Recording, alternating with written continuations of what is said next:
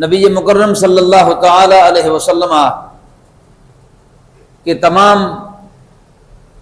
نسبتوں کی قدر کرنا عین ایمان ہے۔ مسلمان، سنی مسلمان وہ ہوتا ہے جس کے ایک ہاتھ میں صحابہ کرام کا دامن ہوتا ہے اور دوسرے ہاتھ میں اہل بیت کا دامن ہوتا ہے۔ سنی اسے کہتے ہیں جو نبی مکرم صلی اللہ تعالی علیہ وسلم کی ہر نسبت کی قدر کرتا ہے، اور سنی اہل ادب ہوتے ہیں۔ دین مبین کے ہر حکم پر عمل کرنے کا نام سنیت ہے۔ دین کے جس طرح معاشرے میں، ہمارے معاشرے میں فی زمانہ میں جس طرح کچھ لوگوں نے دین کے تھوڑے تھوڑے حصے قبول کر لیے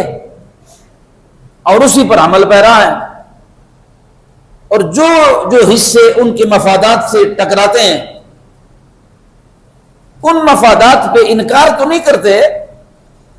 مگر اس راہوں پہ جانا بھی گوارا نہیں کرتے۔ سنیت اس شے کا نام ہے کہ نبی مکرم صلی اللہ تعالی علیہ وسلم کی تمام خوبصورت تعلیمات پہ عمل کرنے کا نام سنیت ہے، بلکہ نبی کریم صلی اللہ تعالی علیہ وسلم کی ہر نسبت کی قدر کرنا صحابہ کرام کا تو بڑا مقام ہے، بہت بڑا مقام ہے۔ اور صحابی کسے کہتے ہیں؟ ایمان کی حالت میں نبی مکرم صلی اللہ تعالی علیہ وسلم کا دیدار کرنا،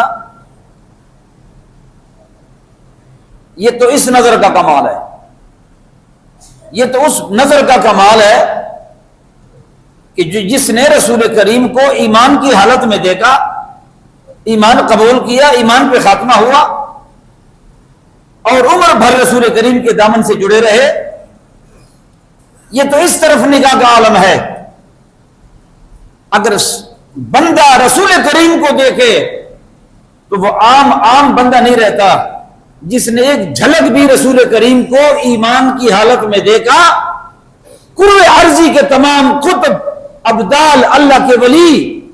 اس کے ہم پایا نہیں ہو سکتے، اس کے گرد کو بھی نہیں پہنچ سکتے، اس لیے کہ ایک جھلک جس نے رسول کریم کو دیکھا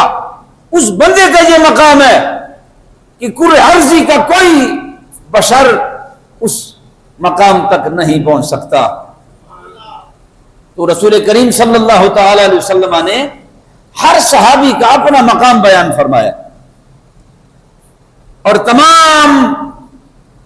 محبت کرنے والوں میں رسول کریم نے ایسی محبتیں بانٹی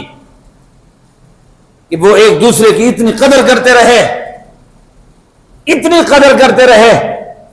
افسوس یہ ہے، جس طرح میں نے پہلے گزارش کی ہے،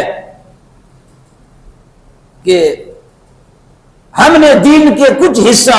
وہ قبول کر لیا اور اپنے مخصوص مسلک پر عمل کرنے کا نام